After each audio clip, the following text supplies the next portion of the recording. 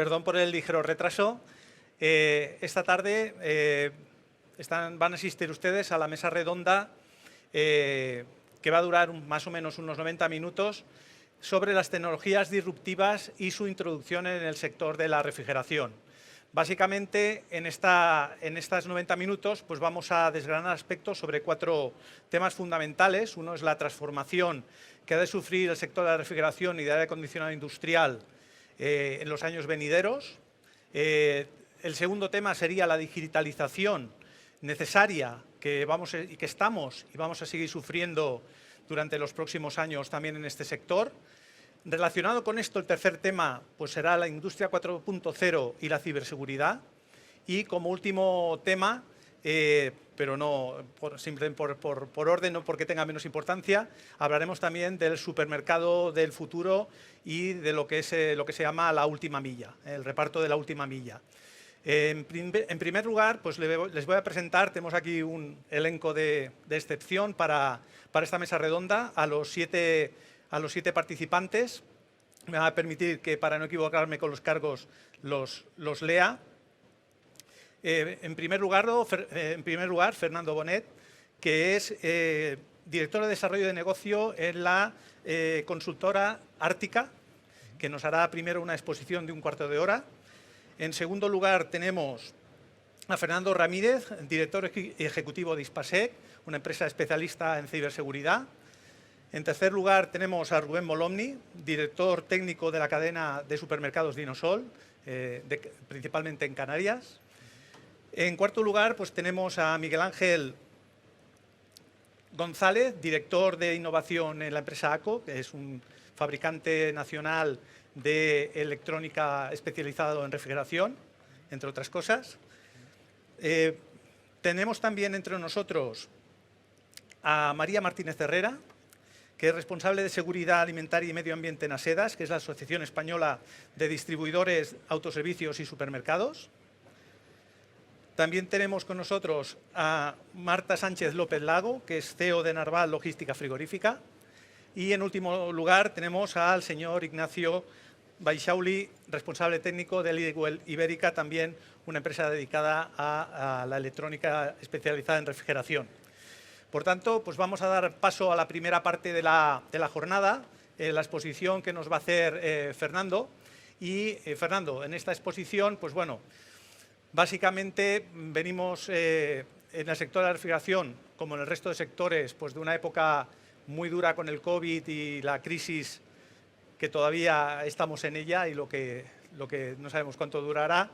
Y para afrontar esta crisis, entre otros muchos aspectos, pues tenemos los PERTEs del Plan Nacional de Recuperación, Transformación y Resiliencia, promulgado por el Gobierno, y ahí se abren una serie de oportunidades para el sector que esperamos pues, que nos ilumines. Estamos esperando que nos digas qué oportunidades se nos abren con estos PERTEs, que nos indiques si estamos preparados tanto desde el punto de vista económico en el sector para recibir estas aportaciones de los PERTEs y si estamos preparados también técnicamente en el sector para introducir las modificaciones y la digitalización que con estos PERTEs, entre otras cosas, podremos llegar a conseguir.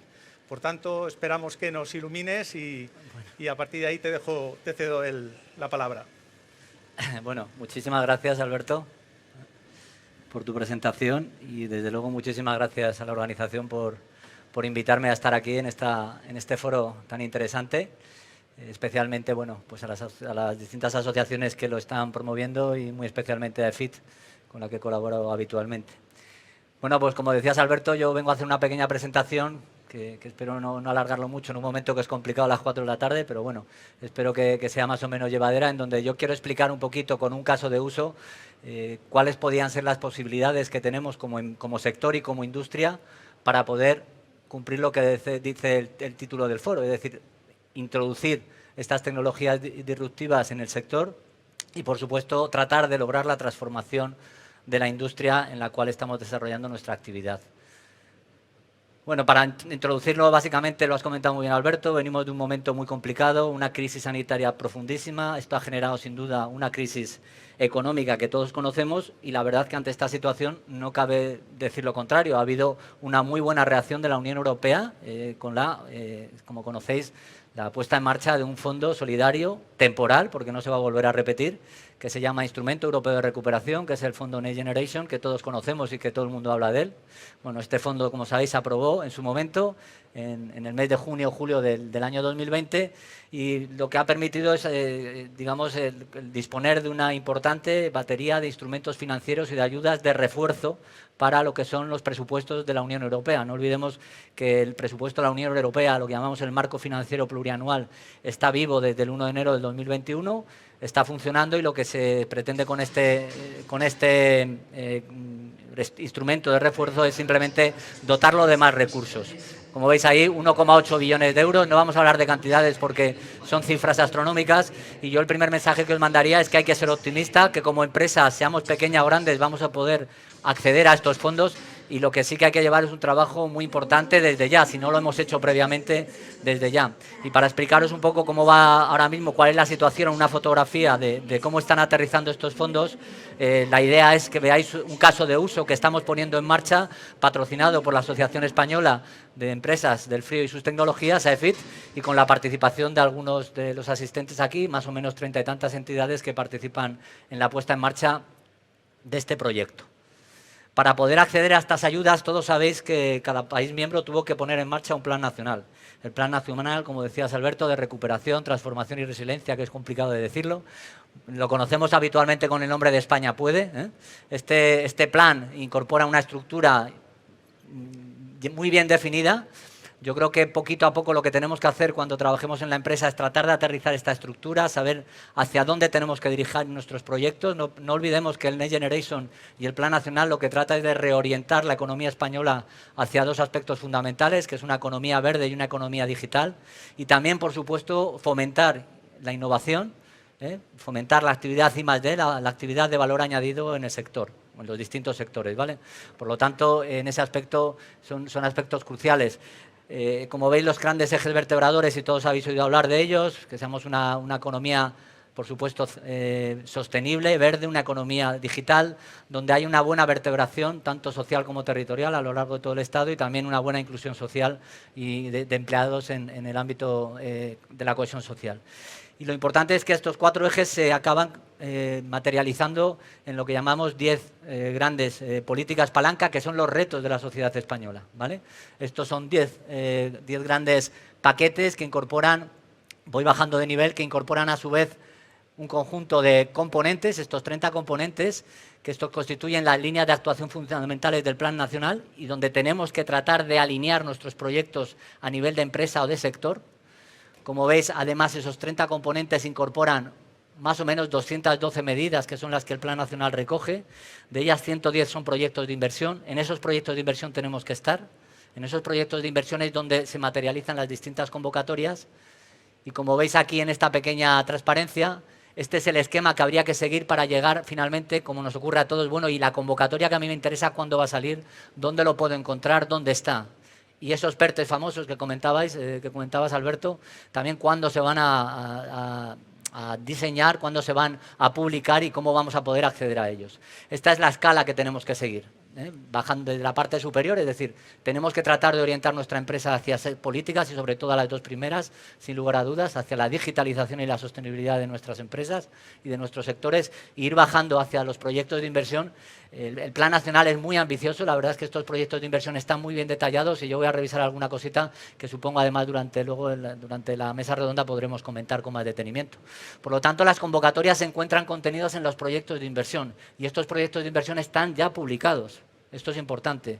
Como sabéis, ahora mismo más de 160 convocatorias y licitaciones del Next Generation ya se han publicado a lo largo de este año y fundamentalmente un número importante de ellos desde el mes de julio que se aprobó el plan a nivel nacional. Para desarrollar este plan nacional, el Gobierno de España lo que hizo es hacer un periodo de consultas. Esto es lo que llamábamos las manifestaciones de interés. El sector del frío se unió, en este caso, a través de AEFIT, para hacer una primera presentación de una manifestación de interés, en donde se comunicó al Ministerio, antes del 20 de enero, que era la fecha tope, una manifestación de interés que llamamos Refrigenia 4.0 y que es una más de las 750 que se presentaron en aquel momento al Ministerio de Industria. Otros departamentos ministeriales, como sabéis, también llevaron a cabo convocatorias de manifestaciones de interés y podemos decir que al final la población, la sociedad española, las empresas, los distintos sectores cumplieron su trabajo y presentamos un número importante de manifestaciones de interés que son las que luego ha utilizado el Gobierno para dar forma al Plan Nacional. Simplemente lo comento porque una de estas 750 fue Refrigenia 4.0, que es una manifestación de interés, una intención de proyecto sectorial que pretendía, como vemos aquí, la transformación y modernización de nuestro sector, centrando el aspecto fundamental en la digitalización y la descarbonización del sector, y además como cadena de valor principal, pero aplicada en un sector determinado, que era el sector agroalimentario. El sector agroalimentario en todo el Plan Nacional es uno de los 6 sectores prioritarios y por eso en este caso, además de que sabemos que el frío puede actuar en otros sectores y tiene papel importante, por ejemplo en la automoción, en la farmacia, en otros sectores, lo centramos esta manifestación en el sector agroalimentario, de tal forma que al final en la activación, como veis, hay 2 cadenas de valor, una principal que es el sector de la refrigeración y el frío industrial, y una secundaria que es el sector agroalimentario, la industria de la alimentación. Recordaros, a fecha de hoy, el segundo PERTE que parece ser se va a publicar es el del sector agroalimentario. Por eso comentabas, Alberto, que estamos intentando orientar este proyecto, esta manifestación de interés, para estar perfectamente alineado con los requisitos de ese PERTE que van a ser publicados en breve. Esperamos que en el cuarto trimestre de este año, en el mes de diciembre, la memoria del PERTE pueda ser aprobado por el Consejo de Ministros en España y que podamos, a partir del 1 de enero, empezar a trabajar en convocatorias. Esta manifestación de interés era un proyecto ambicioso de 60 meses de duración, con un presupuesto de casi 700 millones de euros y que en su actualización que estamos desarrollando ahora mismo, y no voy a entrar mucho en detalle, sí que podéis ver aquí un poco el cronograma de actividades que se plantean. Es un proyecto como todos los que se están gestionando vinculados a los posibles PERTEs que tienen 2 actividades distintas, o 3 por decirlo en este caso. Una actividad tiene que ver con la I+D, o lo que serían actividades de TRL, de grado de madurez de la tecnología bastante bajos todavía, entre 4 y 5 y 6, para poder posteriormente pasar a su escalado industrial.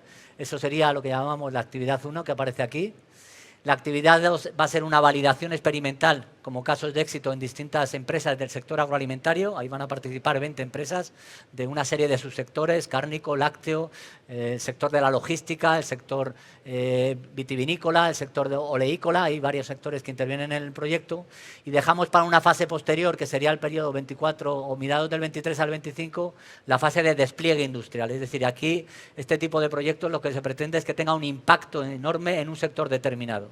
En este caso, el sector objetivo final es el sector agroalimentario y el sector desarrollador va a ser el sector de las empresas del frío y de la refrigeración. Como veis, un proyecto ambicioso. Las 2 primeras actividades son las que queremos poner en marcha ahora, entre el 1 de enero en principio era desde principios de este año, no ha podido ser y va a ser para el periodo correspondiente al cuarto trimestre del 2021 y hasta finalizar el 2022, y la segunda actividad de validación sería para el periodo 2023.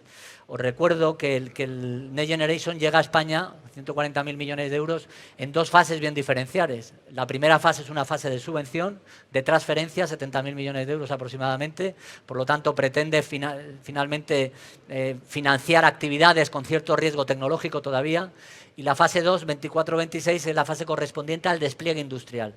Refrigenia aspiraba a llegar aproximadamente a unas 6.000 empresas agroalimentarias, de las 30.000 que forman el sector, en esa fase de despliegue industrial, y que, como sabemos, esa fase ya será financiada con créditos, con ayudas en forma de créditos, ¿vale? Esta es un poco la conformación de esa manifestación de interés, Refrigenia 4.0. Como veis, hay entidades generadoras del conocimiento, como pide la normativa, es decir, pensar que los proyectos PERTE van a permitir actuar de forma individualizada, pero también va a ser muy exigente en las colaboraciones, y en las colaboraciones entre empresas y en las colaboraciones público-privadas con entidades generadoras de conocimiento, universidades, centros tecnológicos, proveedores tecnológicos, ¿vale? En el proyecto Manifestación de Interés Refrigenia 4.0, pues había 6 entidades generadoras de conocimiento. Hay porque son las que están ahora mismo. 10 empresas desarrolladoras de vuestro sector, que son los que van a participar en el tema, en el desarrollo de las tecnologías vinculadas a una serie de aspectos. Y por otra parte hay unas 20 empresas validadoras de estos sectores de la agroalimentación que os comentaba. Y es un proyecto que está perfectamente, desde el principio fuimos alineándolo y estudiándolo cómo se alineaba con los ejes transversales, porque es un proyecto muy importante en el ámbito de la digitalización, es un proyecto que aspira mucho en el ámbito de la eficiencia energética y, como veis, está perfectamente alineado con las políticas palanca, con 3 de ellas y con una serie de componentes que forman parte del Plan Nacional. Aquellas que tienen que ver con la transformación y digitalización de la cadena logística del sistema agroalimentario y pesquero, el despliegue masivo de la generación de renovable. Cada uno de estos componentes tiene un número y cada componente tiene un conjunto de proyectos de inversión, y detrás de esos proyectos de inversión está la financiación, están los dineros, digámoslo así, ¿vale? Y aquí hemos subrayado aquellos principales convocatorias o proyectos de inversión a los cuales nos estamos dirigiendo en el trabajo que estamos haciendo con esta manifestación de interés.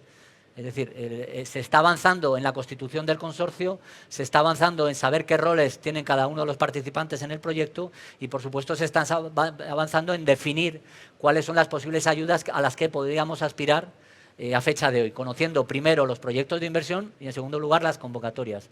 Proyectos de inversión son todos estos que aparecen en naranjita y que, como veis en la columna de la derecha, pues suponen unos montantes en millones de euros muy importantes, que tienen que ver con estos 70.000 millones iniciales que llegan en el periodo 2021-2023. Por decir alguno, yo creo que es fundamental para aquellas empresas que sois pymes trabajar el componente 13, el impulso a la pyme. Tiene un proyecto de inversión, el que ya vemos ahí, C13I3, de digitalización e innovación, que tiene 3.000 millones de euros, como veis aquí, y es importantísimo que conozcamos muy bien su contenido. Para que sepáis, ahí hay convocatorias de muchísimo interés y están a punto de ser publicadas muchos de ellos. Convocatorias que nos van a permitir desde contratar a un experto técnico en sistemas o en digitalización que nos permita a nuestra empresa llevar a cabo ese proceso de transformación digital, para empresas pequeñas, por ejemplo, que puedan contratar a una persona subvencionada por parte de estas ayudas. Podemos decir que esas subvenciones van a ser en torno a 20.000 euros año. O podemos encontrar bonos que nos permiten incorporar soluciones digitales financiadas también con este fondo en forma de subvención, desde lo que es la venta por Internet, herramientas de ese tipo, o de marketing digital que podamos utilizar en nuestra empresa y que en este momento no tengamos, ¿de acuerdo? Entonces, este programa o este proyecto de inversión de digitalización e innovación es un proyecto muy, muy importante. En naranjita tenéis todos ellos. Como veis, aspiramos a unos 13.000 millones de euros, los que esta manifestación de interés, este proyecto está orientado hacia esos 13.000 millones de euros. Y desde el punto de vista de convocatorias, como os decía al principio, desde el mes de julio están saliendo convocatorias.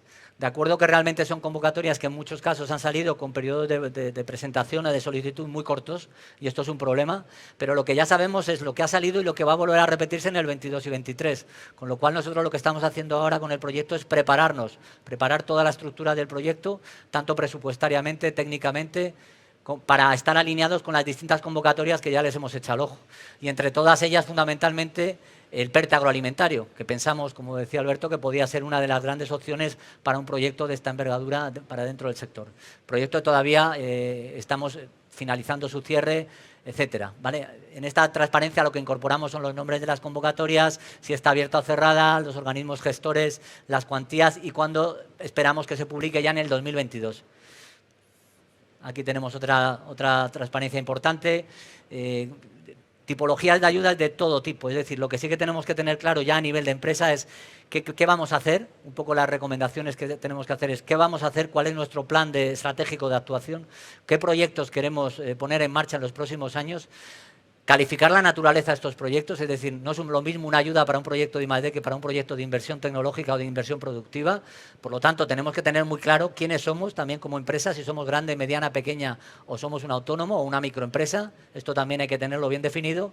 Y sabiendo quiénes somos, qué vamos a hacer, cuánto nos va a costar, en qué lugar de España lo vamos a desarrollar y cómo podemos calificar la naturaleza de estos proyectos. Insisto, si es un proyecto de I+D, de innovación tecnológica, de inversión, pues acudir a cualquiera de las convocatorias que están aquí, preparándolo previamente, porque las convocatorias, eso sí, van a ser cortas. Para pymes, aquí señalo algunas. Hablaba de la Digital Toolkit, que es una de las convocatorias que más esperan, pero bueno, estas están a punto de publicarse todas ellas. Como os digo, 160 se han publicado ya, es decir, están aterrizando los fondos. Y recordar también las ayudas que tienen que ver, y con esto acabo, con las fuentes de financiación tradicionales que existen en España. Es decir, en España el presupuesto de la Unión Europea, el mecanismo financiero plurianual, permite que desemboque en España un volumen importante de ayudas. Estas ayudas, fundamentalmente fondos estructurales, se han incrementado en un 20% con respecto al periodo anterior, del año 2014 al 2020.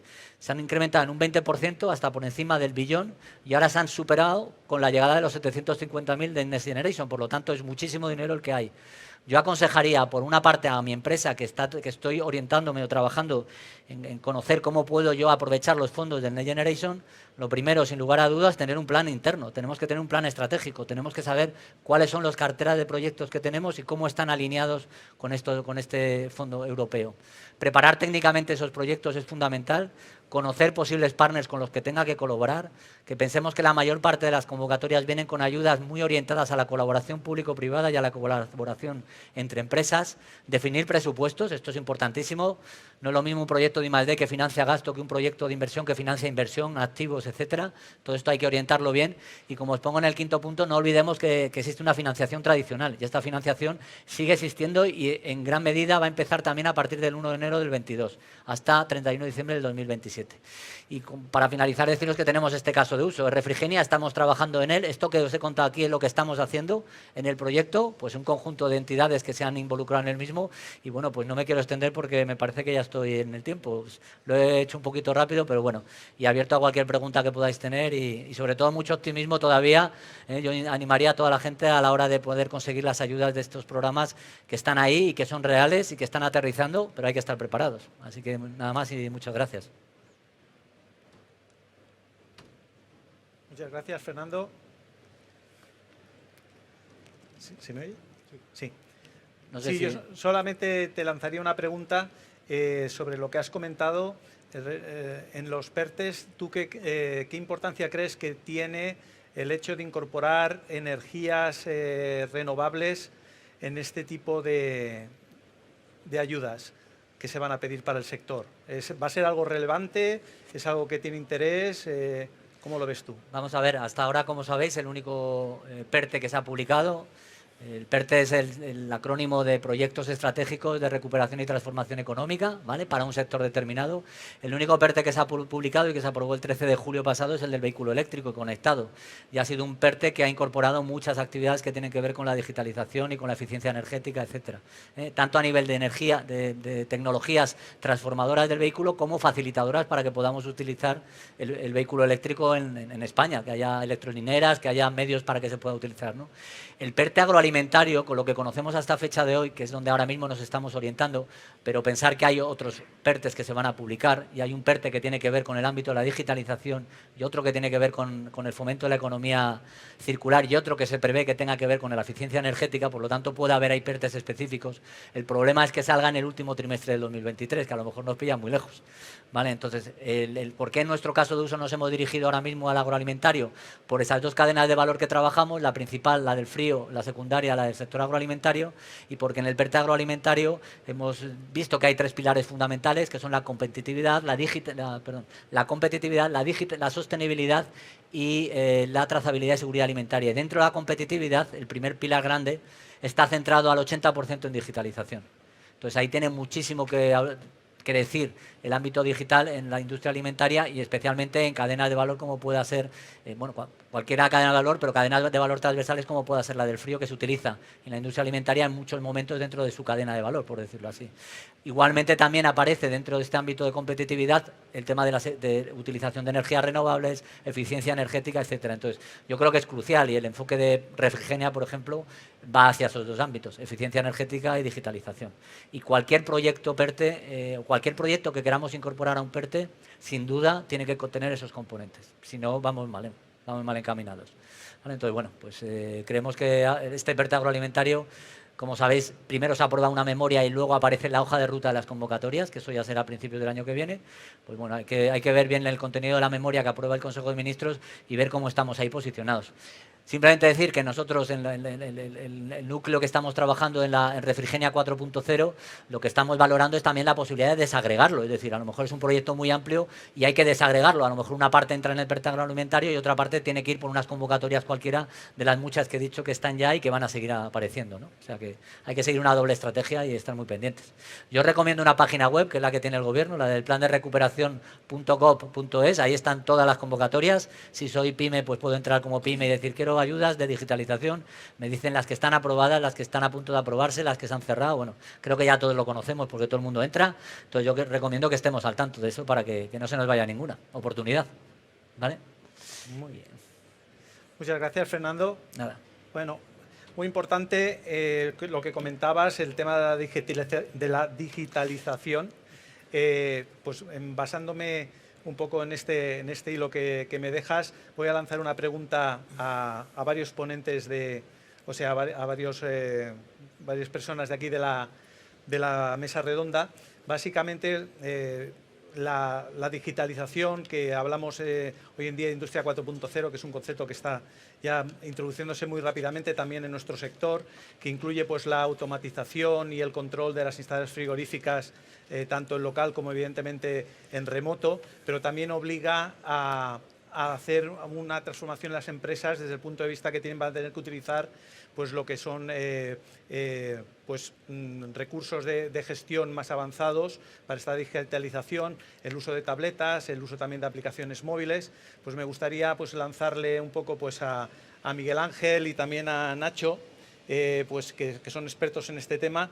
¿Cuál pensáis vosotros que es un poco los pasos que hay que hacer para digitalizar las instalaciones y las empresas también de refrigeración? Y pues estos pasos también, ¿cuáles serían los cuellos de botella que nos vamos a encontrar para que las empresas de refrigeración, tanto lo que son, pues podríamos decir, usuarios finales o fabricantes o incluso instaladores, pues se vayan digitalizando? Os dejo un poco la pregunta. Bueno. ¿Empiezas tú, Miguel Ángel, por ejemplo? Vale, perfecto. ¿Se me escucha? ¿Hola? ¿Sí? Vale. Muchas gracias, Albert. Antes de nada, hacer una pequeña reflexión relacionada con esta transformación que estamos viviendo. El sector de la refrigeración llevamos 10 años aproximadamente en plena transformación de la mano de cambios regulatorios, de ecodiseño, de equipamiento de refrigeración, de la mano del cambio climático y las normativas derivadas, por ejemplo, de la F-Gas, en el que, bueno, desde el sector estamos respondiendo con el conocimiento, ¿vale?, y con las capacidades de los diferentes agentes de la cadena de valor, ¿no? Tenemos esa capacidad y nos hemos adaptado en estos últimos 10 años, perdón, más o menos, para hacer esa transformación en la que estamos todavía inmersos.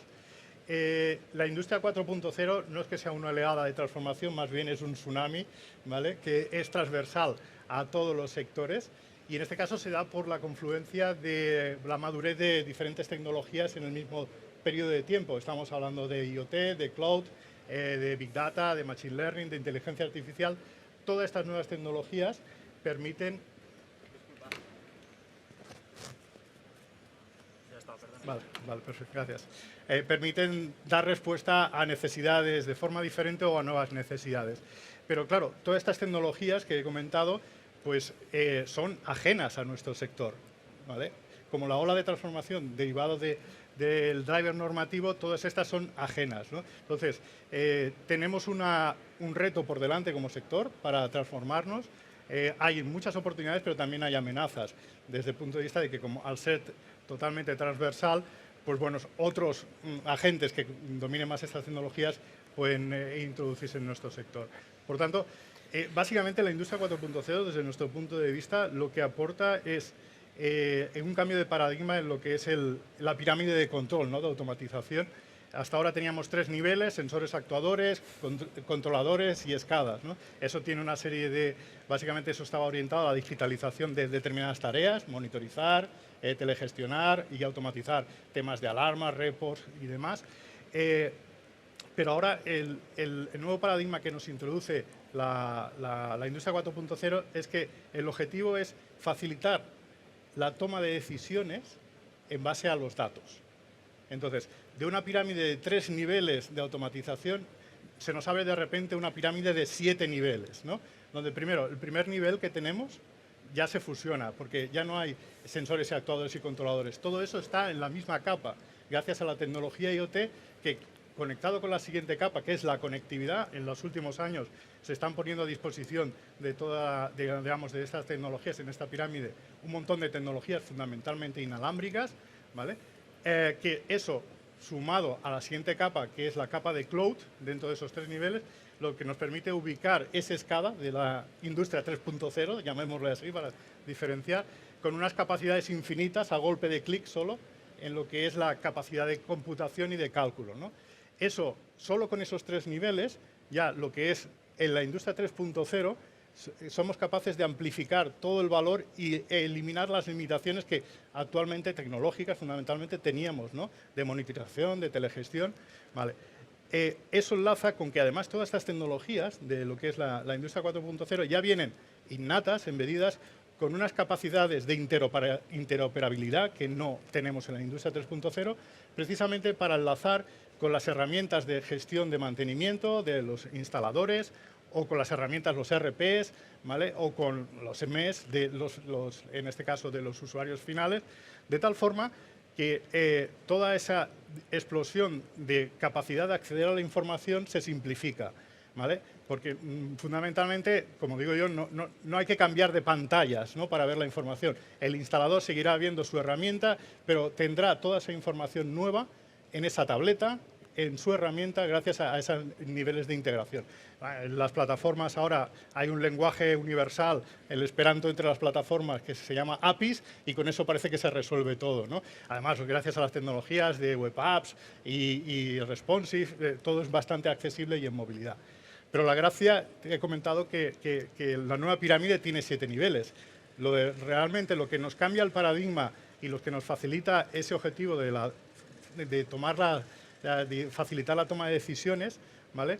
Es que aparecen 4 niveles más por encima del cloud, que es el Big Data, por encima de eso lo que sería las técnicas analíticas avanzadas, por encima de eso estaría lo que es pues las técnicas de aprendizaje, inteligencia artificial, machine learning, para llegar a la cúspide de la nueva pirámide.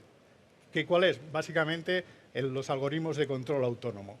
Eso puede parecer ciencia ficción, pero si nosotros miramos en sectores paralelos que además como consumidores estamos viendo, pues eso ya es casi una realidad, ¿no? Venga, no llamemos autónomos del todo, pero semiatendidos, ¿no? Entonces, ahí realmente es donde está la capacidad de transformación. Más allá de simplificar o eliminar las limitaciones que tenemos en la 3.0, es ofrecer esos nuevos servicios al servicio de la modelización. La modelización en la transformación de lo que se trata es de, con toda esta nueva capa, la capa de arriba de la pirámide, lo que nos permite es levantar gemelos digitales, una palabra nueva también que hay que incorporar a nuestro vocabulario, tanto de los dispositivos como de los activos de refrigeración, sean cámaras, cabinets, ¿vale? Y de una instalación completa, con el objetivo de que toda esa capa de arriba básicamente esté al servicio de entrar en técnicas de predicción de verdad, ¿vale? Y que esa predicción sea no solo de información, sino que también nos sirva para llegar a esa cúspide de la pirámide de control autónomo, ¿vale? Desde el punto de vista limitaciones, ¿vale? O cuellos de botella, yo creo que fundamentalmente en fabricantes está en que seamos capaces de adoptar las tecnologías adecuadas. Hay un elenco de tecnologías muy grande y entonces tenemos que conocer bien las necesidades de nuestro sector para incorporarla y sobre todo no para incorporarlas y hacer un alarde tecnológico, que también puede ser, ¿no? Básicamente es para construir casos de uso. Ha utilizado esa terminología Fernando también.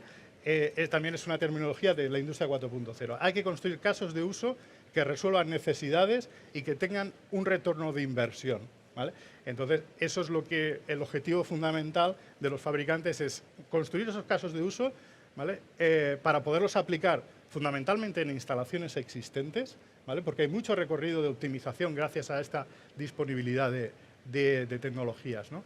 En los instaladores, básicamente, yo creo que son pieza clave totalmente en desatascar ese cuello de botella, ¿vale? Tienen que ver que no solo es una necesidad de los fabricantes de tener más soluciones o una necesidad de los usuarios de aportarle una serie de beneficios, sino que para ellos tienen que verlo como una herramienta de mejorar su eficiencia operativa, ¿vale? Para poder, digamos, destinar esos recursos o proporcionar nuevos servicios de la mano del uso de todas estas tecnologías, ¿vale? Y, bueno, ser consciente de que la adopción de estas tecnologías también les facilita lo que podemos llamarle, siguiendo el símil de gemelos digitales, instaladores digitales 7x24 que estén velando por las instalaciones, ¿no? Evidentemente se necesita la incorporación de talento digital.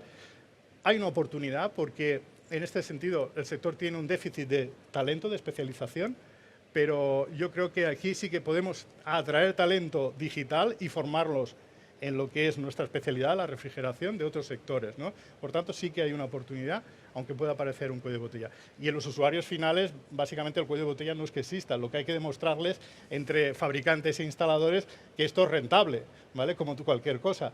Y yo creo que la forma más fácil de hacerlo es mediante utilizar esos casos de uso con pruebas de concepto en instalaciones reales. Yo creo que es más sencillo eso que no intentar convencerles de que transformen toda una instalación, ¿no? Cuando todavía hay recorrido de mejora. Muchas gracias, Miguel Ángel. La verdad que se nos abre un mundo apasionante, todavía más si entendiéramos todos los acrónimos que acabas de decir. hay que ir acostumbrando, a mí me ha costado, ¿eh?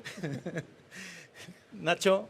Bueno, pues añadiendo un poco a lo que ha comentado Miguel Ángel, yo creo que podríamos ir aterrizando en cuanto a la pregunta que comentabas, ¿no, Albert? De cuáles son los pasos un poco para esta digitalización. Bueno, como él ha comentado, el tema de la digitalización o la industria 4.0 en el sector de la refrigeración ya lleva años implantada. Y yo creo que quizá el primer paso, porque ya está implantada en alguna mayor o menor medida, está implantada, sí que hay usuarios finales que sí que están un poco dando estos pasos, pero para aterrizarlo y para hablar un poco más llanamente, yo creo que el primer paso sería un poco centrarnos en la ciberseguridad. Es verdad que hace tiempo que ya tenemos instalaciones conectadas y hemos olvidado un poco, hemos dejado un poco de la mano el tema de la ciberseguridad.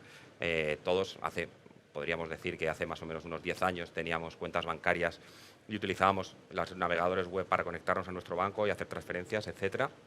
Y hemos visto como en muy poco tiempo, en los últimos 2 o 3 años, ya necesitamos muchos más dispositivos para poder hacer estas transferencias o acceder a nuestra cuenta bancaria, porque el tema de la ciberseguridad es una realidad que hay que implantar. Entonces, quizá el primer paso, visto que ya hay cosas conectadas y instalaciones conectadas ahora mismo, con puertos abiertos, servidores, etcétera. El primer paso sería un poco centrarnos en la ciberseguridad.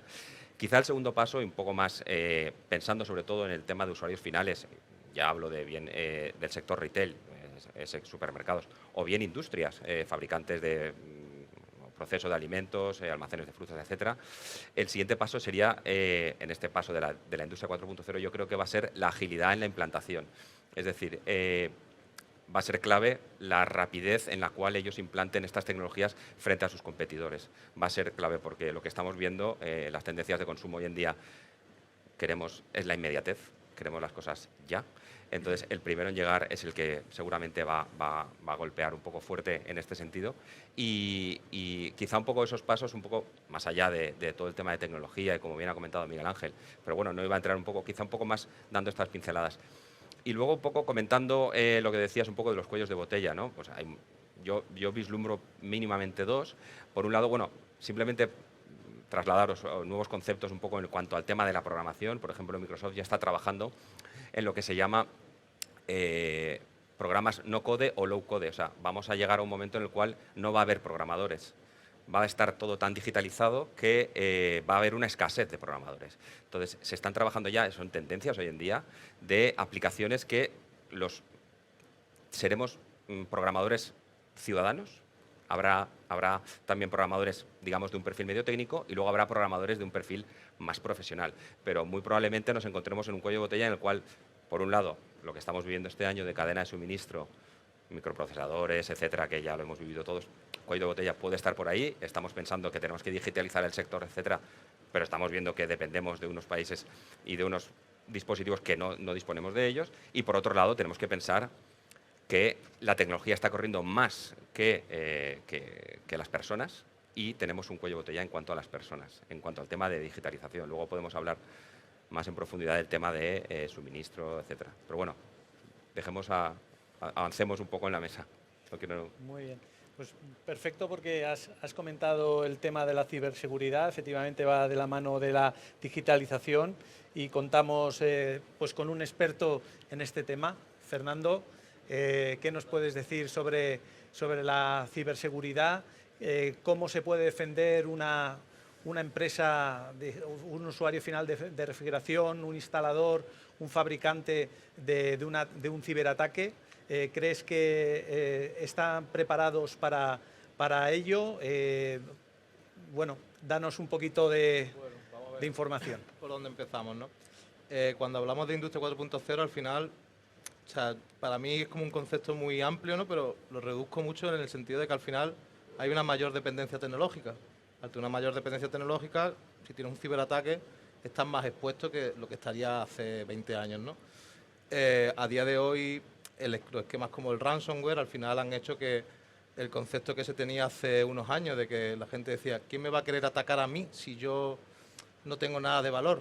Pues el esquema del ransomware lo que ha puesto sobre la mesa es te ataco porque si te paro tu cadena de producción, si te paro tu sistema, eso te cuesta a ti un dinero. Entonces eres capaz de pagarme un rescate por ello, ¿no? El concepto clásico de un secuestro y un rescate, ¿no? Pero en este caso contra los sistemas de información.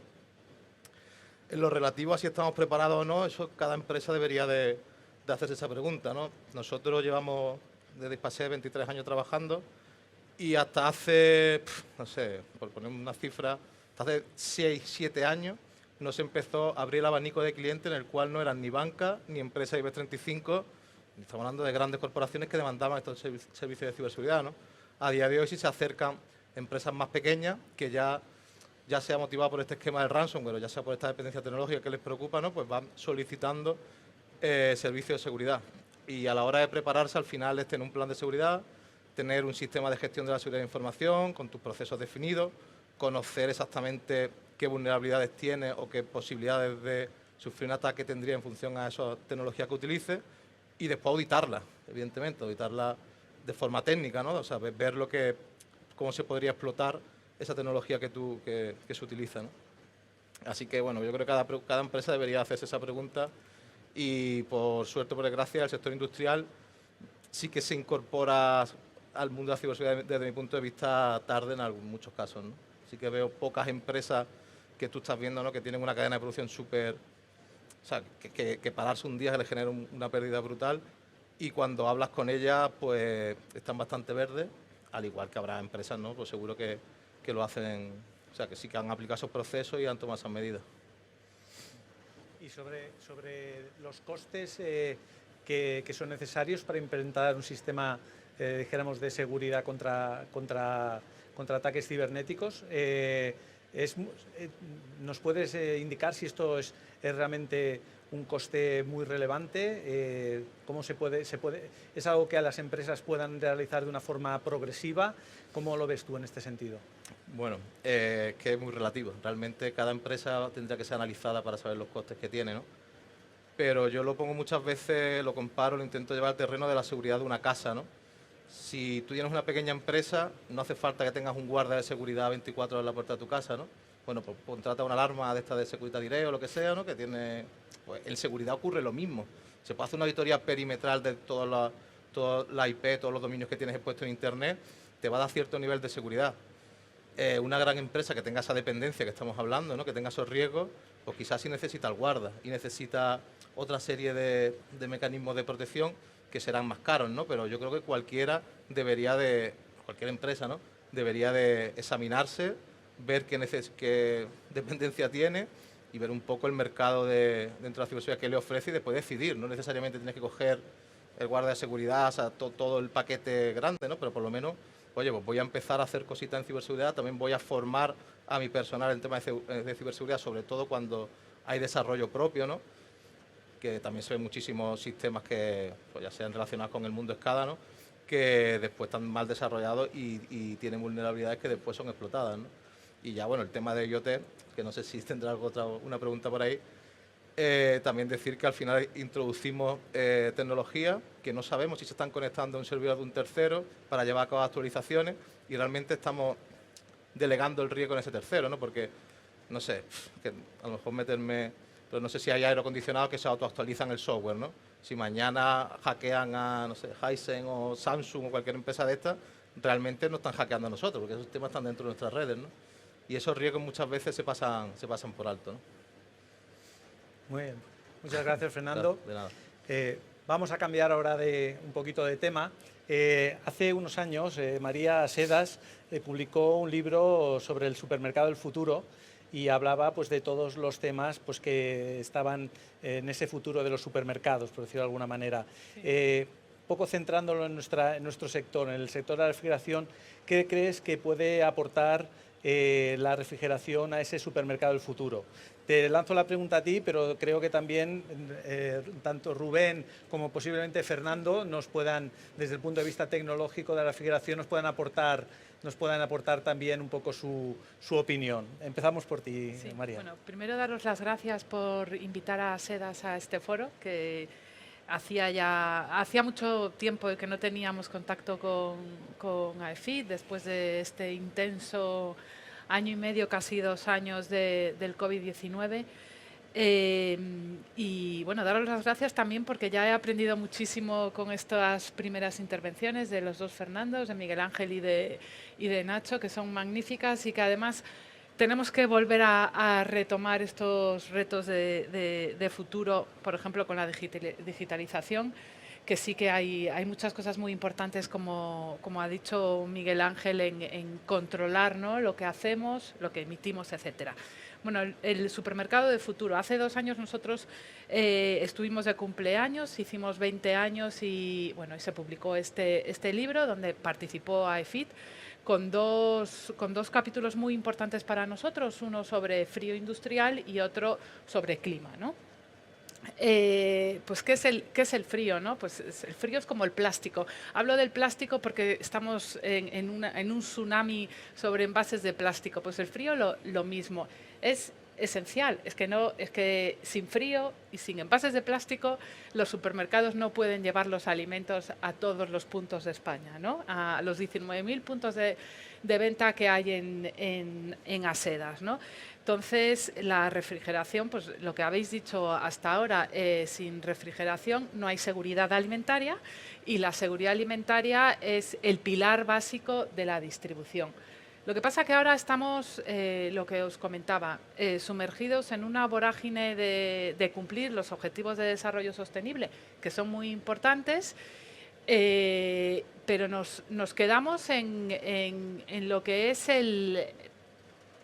no quiero decirlo, pero lo voy a decir, en el marketing, ¿no? Y tenemos que aterrizar todas estas medidas, lo que habéis comentado antes.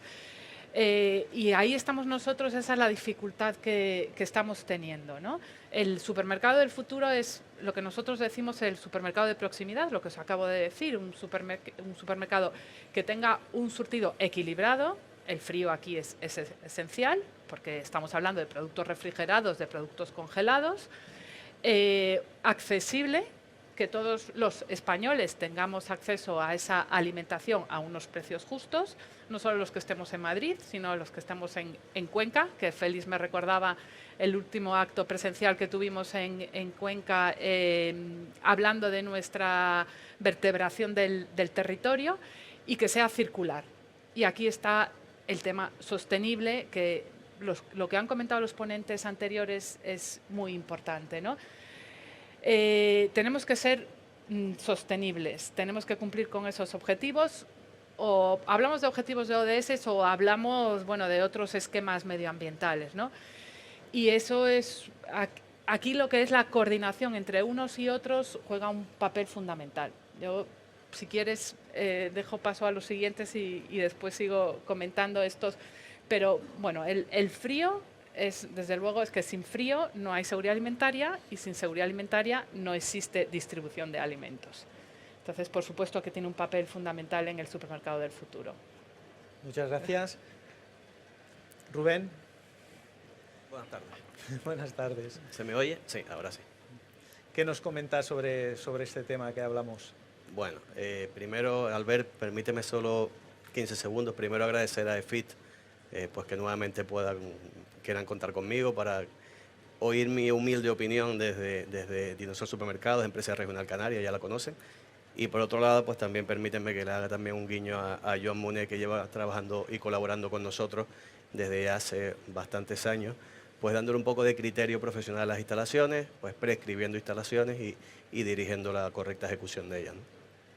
Dicho esto y unido a lo que preguntas, pues desde Dinosol creemos firmemente en esto, invertimos recursos económicos y personales cada vez más en digitalizar las instalaciones y controlarlas de forma remota. Además creo, porque como bien dices, llevo la parte técnica de la compañía, no solo me preocupa la obra nueva o reforma, sino que también pues dedico tiempo de mi trabajo y preocupaciones a la parte del mantenimiento. Todo esto pues también repercute positivamente en un mantenimiento predictivo que nos va a ayudar también a disminuir costes en el mantenimiento de las instalaciones. Desde hace años, como te digo, venimos trabajando con electrónica en nuestras tiendas, pues invirtiendo recursos y hoy por hoy podemos decir que, bueno, que estamos llegando a un punto de equilibrio que nos ha costado años llegar, donde ya pues tenemos una fiabilidad de notificaciones de incidencia y somos capaces de hacer análisis, bueno, de hecho los hacemos análisis mensuales sobre tiempos de respuesta, sobre reincidencias de averías, adelantamos los mantenimientos, como te digo, que nos repercuten posteriormente en un mejor mantenimiento. Y bueno, pues todo esto pues obviamente hoy es una realidad. El camino, seguimos con ese camino porque yo soy yo fiel, creo en esto fielmente y estoy convencido que el futuro pasa porque las instalaciones se lleguen a mantener de una forma remota, ¿vale? Y que las asistencias sean puntuales cuando no seamos capaces de solucionarlas de forma remota. Y es un poco el objetivo que yo me estoy planteando a medio y largo plazo, es decir, cada vez pues adaptar también nuestros contratos de mantenimiento, que cada vez las asistencias sean menores, ¿vale? Y esto querrá decir que, bueno, que somos capaces de analizar el buen funcionamiento de las instalaciones y con ello pues disminuir todos los costes, ¿no? Sobre esto que comentas, tu visión como cadena de supermercados, al final toda esta digitalización, este control remoto, pues requiere una inversión. Luego, pues evidentemente, pues a nivel financiero se espera un retorno de esta inversión. ¿Vosotros ya habéis llegado a ese punto? ¿Tenéis claro que ese retorno se da? ¿Cuál es un poco tu visión de este punto? Nosotros ya estamos llegando al punto, no hemos llegado, ¿vale? Esto ya quisiéramos nosotros haber llegado, pero sí hay una evidencia, porque así lo demostramos, que las asistencias a los centros de trabajo para la solución de incidencias cada vez son menores, ¿vale? Cada vez son menores y el uso de la electrónica digital y del control pues cada vez es mayor, ¿vale? Para poder actuar sobre las instalaciones. Obviamente esto repercute en menos atención en las tiendas, menos costes, obviamente, derivado de ello, desplazamiento de mano de obra y demás, pero no es suficiente, insisto, no estamos ni mucho menos, no somos un ejemplo pionero de un control próximo al 100% de nuestras instalaciones, pero créeme que apuesto, y nuestros colaboradores lo saben, apuesto y creo en esto, ¿sabes? De hecho seguiremos, ¿no? Muchas gracias. Fernando, sobre el aspecto más tecnológico del futuro de los supermercados, ¿tienes alguna cuestión a comentarnos respecto, pues bueno, los proyectos de refrigeración comercial, que no sé si entiendo que desde Ártica también realizáis, un poco cuáles son los planteamientos de esos proyectos a futuro que realizáis? Bueno, a ver, desde Ártica sí que es verdad que somos una ingeniería que trabajamos mucho en el sector agroalimentario y trabajamos mucho en el sector del frío. Entonces sí que trabajamos más en el ámbito de colaboración con proveedores tecnológicos para su implantación. Yo digamos que conozco más el ámbito de la gestión y sobre todo lo que tenga que ver con la reducción de riesgos a la hora de invertir en determinados proyectos empresariales, ¿no? Y en tratar de ayudar a las empresas a que esos riesgos se puedan minimizar de alguna forma, tanto desde el punto de vista técnico como financiero, que sin duda las posibilidades están. En el caso, por ejemplo, del proyecto Refrigenia, yo creo que es muy importante uno de los planteamientos iniciales que se hizo, que es y que tiene que ver con los comentarios que había hecho Miguel Ángel en su pirámide inicial cuando nos lo ha explicado de forma muy clara, es el desarrollo de una plataforma de datos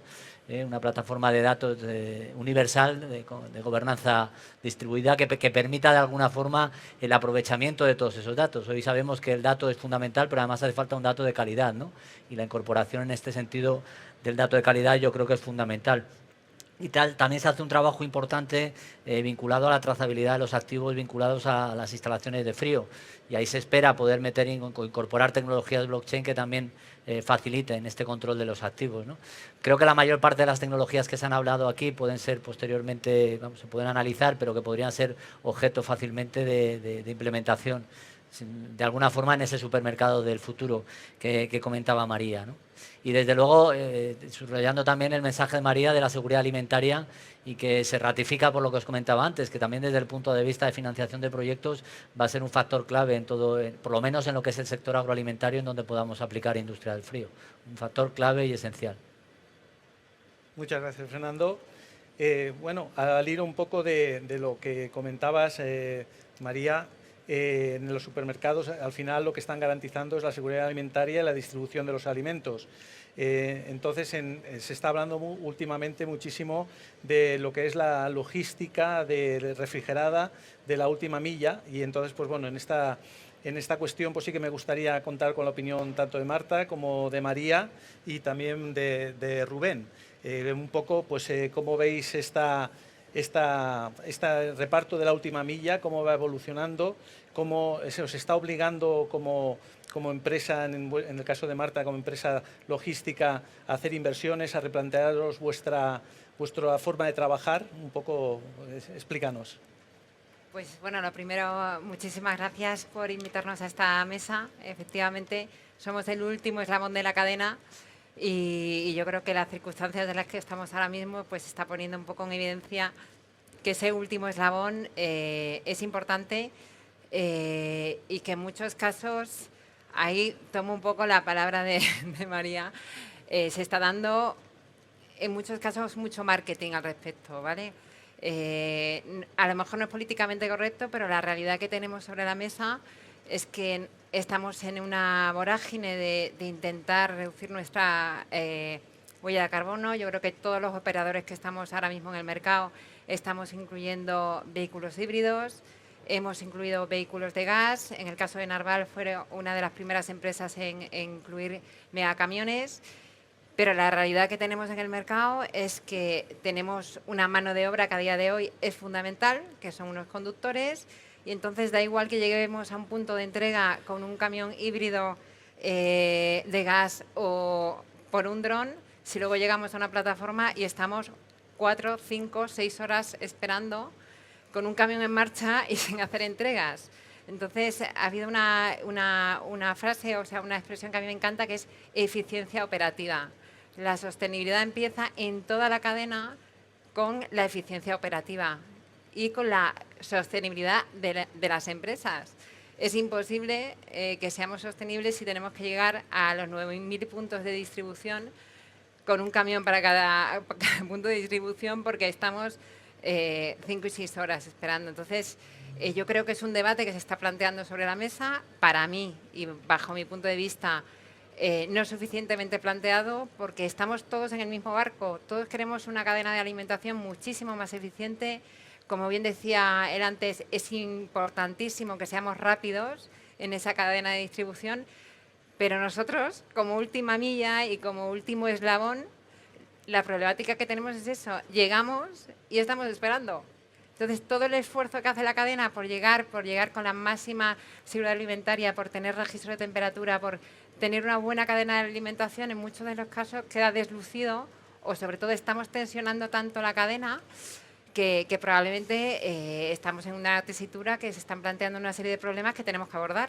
Está claro que Inglaterra nos lo está poniendo muy fácil, por primera vez están hablando de los conductores, pero es una realidad y que yo creo que este foro es importantísimo y me encanta oír diferentes posturas, pero que tenemos que ser reales a la hora de plantear los problemas reales que también tiene una cadena de suministro que queremos que sea lo más sostenible posible, pero para todos. Gracias. Gracias, Marta. Sí. María, Bueno, sobre la última milla. Comparto todo lo que ha dicho Marta. Yo esta mañana he estado en un comité de AECOC sobre Green and Lean, bueno, de transporte, donde además le daban el premio a varios asociados de Asedas, a uno a Limerca, que ha hecho una transformación total al gas y bueno, tiene distintos vehículos, bueno, con una apuesta muy fuerte donde hay una inversión detrás muy grande. Y a ver, lo que dice Marta, que ha comentado Nacho antes, lo de que lo queremos todo ya inmediato, y aquí también tenemos el tema del consumidor final, o sea, no solo de la distribución, de que nosotros también lo queremos todo ya, sino el consumidor final, y encima le estamos diciendo que se lo vamos a dejar en su casa en 2 horas, ¿no? Es que eso es inviable, es imposible. Es como, vuelvo al tema de los plásticos, ¿no? Porque es que ahora estamos muy en shock con el tema de los plásticos. Es que en 2030 tenemos un proyecto de Real Decreto encima de la mesa donde dice que en 2030, bueno, si no utilizamos envases de plástico, mejor, ¿no? Pues esto es un poco lo mismo, ¿no? Queremos el helado de chocolate en la puerta de casa ya. Y creo que Marta ha sido aquí muy clara. Tenemos que trabajar más lo que es la cadena de valor, en este caso del frío, y en otros casos, bueno, pues lo estamos haciendo, es muy duro, y creo que tenemos que dejar enfrentamientos fuera para trabajar más en colaboración y decirle a las autoridades públicas o al consumidor, etcétera, etcétera, qué se puede hacer y qué no se puede hacer, con calendarios. Hay a lo mejor cosas que en 2030 lo vamos a poder. Nos pasó con el tema de la F-gas, ¿no? Yo ya no me acuerdo el año, ¿fue 2017 o que nos pedían el cambio ya y no se podía en ese momento, ¿no? Pues creo que tenemos que reflexionar sobre calendarios, sobre objetivos que se puede hacer, que no se puede hacer, y que no todo es blanco y negro, sino que hay muchos grises que quizá tengamos que ir también y colaborar y ir hacia esos lugares. Yo quería, el tema que creo que es muy importante del Big Data, creo que aquí también tenemos que trabajar más conjuntamente, lo ha dicho Rubén, lo ha dicho Miguel Ángel. Tenemos otro ejemplo de lo que es el supermercado con el tema del desperdicio alimentario, que es importantísimo, el frío también, ¿no? En su manejo, y cómo hay empresas que con pedidos muy exactos, o sea, que son datos, datos y datos, ha conseguido reducirlo. Bueno, pues aquí es las emisiones, que va a ser algo muy importante. Creo que lo que ha puesto de ejemplo Rubén es que va a ser necesario, porque vamos a tener que medir mucho. Entonces, bueno, aquí también nos pasa lo mismo, en el tema de la última milla. Sí, efectivamente, a veces parece que como sociedad nos tenemos que replantear algunas de las demandas de esa inmediatez, ¿no?, de que todos sufrimos, y que muchas veces vemos, sobre todo en las generaciones más jóvenes, ¿no? Y perdona un inciso solamente, yo creo que también aquí, digamos, como empresas, tenemos que decirle también a las autoridades, esto se puede hacer y esto no. O sea, a mí me encantaría repartir por dron, pero es que resulta que no hay drones. O sea, o me encantaría decir fuera todos los vehículos de diésel e ir todo con vehículo eléctrico, pero es que no hay ninguno que a día de hoy nos dé sostenibilidad para congelado y refrigerado. Entonces, yo creo que estamos en una maratón a ver quién es más moderno, hablando mal y pronto, y estamos las empresas detrás diciendo, espérate, ¿por dónde me va a venir? Porque la realidad que tenemos es que en un momento dado, yo creo que somos las propias empresas las que tenemos que decir, oye, esto se puede y esto no se puede. Y con la máxima transparencia. Y por supuesto que el final, o sea, el objetivo final lo compramos todos, seguro.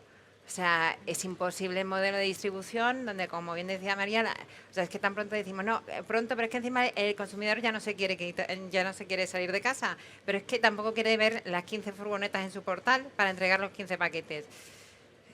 Hay que poner un poquito de cordura. Yo creo que asociaciones como esta y mesas como esta, pues es un poco el esfuerzo que tenemos que hacer de realmente expresar una realidad que es la que estamos viviendo y con la que tenemos que lidiar, desde luego. Muchas gracias. Rubén, lo que estamos hablando sobre el reparto de la última milla viene también de la mano, aunque no solo con el tema del reparto online, que durante la pandemia ha sido también una de las cuestiones que ha crecido muchísimo debido pues, a todas las restricciones, etcétera. A nivel de Dinosol, ¿estáis invirtiendo? ¿Qué infraestructura tenéis en estos momentos para el online y el reparto de última milla? ¿Qué inversiones se prevén? Si es que se prevén inversiones. Cuéntanos un poco, por favor. Un montón de preguntas. A ver, vamos por partes. Cierto es que yo creo que a todos nos ha cogido un poquito a contrapié la época esta COVID, vamos a llamarla, donde nos ha obligado, pues en un espacio corto de tiempo, a reinventarnos todos, ¿vale? Desde el momento de poder gestionar, en nuestro caso, que hablo de empresa de distribución, un volumen de compras pues inusual y totalmente fuera de lugar con respecto a una semana antes, ¿vale? O sea, fue un cambio pues muy drástico, pues nos obliga a redimensionarnos tanto a nivel de personal técnico capaz de evaluar cómo dar un buen servicio al cliente, como con los recursos de reparto, entre otras cosas, ¿no? Esto nos llevó en su momento pues a hacer inversiones en la compañía, pues creando 2 centros de venta online específicos, reconvirtiendo 2 tiendas que hasta ese momento eran tiendas abiertas a los clientes y que pasaron a ser centros de producción online, ¿vale? Uno en Tenerife y otro en Gran Canaria, en cada provincia, para poder dar suministro a la gran demanda que se estaba produciendo. Estamos hablando de tiendas que superan los 2.500 metros en cada caso, por lo tanto disponíamos de grandes superficies, trabajando a 3 turnos para poder dar ese servicio. Fueron inversiones en ambos casos que superaban los 2 millones de euros, o sea, que se ejecutaron en un plazo récord, prácticamente, pues ahí está Yanni que nos lo puede confirmar, prácticamente en 3-4 semanas pues tuvimos que crear ese centro de distribución online para poder asumir todo ese, como te digo, todo ese volcado de ventas que se nos produjo, ¿no? En ese momento, pues también el equipo de informática, obviamente, y departamento técnico de Dinosol, pues crea también plataformas online, crea pues seguimiento a los repartos para que los clientes supieran en cada momento cuándo y cómo les iba a llegar su compra, y nos surgieron esos problemas de cómo llevarle la compra a los clientes en un tiempo específico con el volumen que se estaba, ¿no? Porque yo me acuerdo que en nuestra competencia, y obviamente no voy a decir nombres, pero cuando confirmabas una compra, pues te daban hasta 1 semana y media de plazo de suministro para la compra, algo que para nosotros era totalmente inviable y no era nuestro target, ¿no? Dicho esto, pues bueno, obviamente hubo que invertir también en la flota, ¿vale?, de vehículos. No estábamos preparados para ese volumen, hubo que invertir en la flota con vehículos refrigerados para poder llegar bien a los clientes, ¿no? Muy bien. Realmente hay que también felicitar en este sentido. Durante la pandemia, evidentemente, se ha puesto el acento sobre los sanitarios, que han hecho una labor increíble, pero también creo que vale la pena reconocer aquí, porque tenemos representantes tanto del sector logístico como del sector de distribución alimentaria, que en ningún momento ha habido fallo de suministro de alimentos.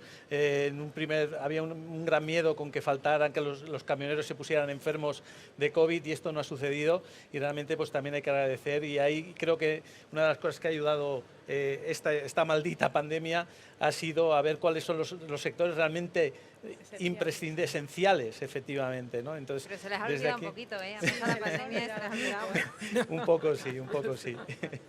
Bueno, también pues uno de los temas que ya un poco de cara mirando a futuro, se habla mucho de que los frigoríficos de nuestras casas formarán casi parte de esa cadena, será el último paso de la cadena de distribución de alimentos, de lo que es la logística y los supermercados, y que incluso se puede llegar a que los frigoríficos domésticos hagan la compra por nosotros cuando falta de algo y pasen directamente la comanda, ¿no?, al supermercado.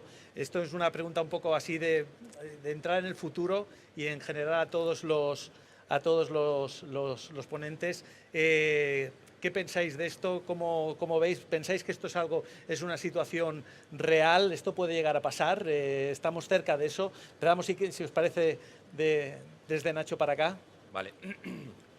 Hombre, es difícil un poco predecir el futuro, ¿no? O sea, no sé si recordáis la película de Regreso al Futuro, que era del año 1989, y veían el futuro, que era el año 2015, y en el 2015 los coches volaban. Las chaquetas se secaban solas y las Nike se ataban solas.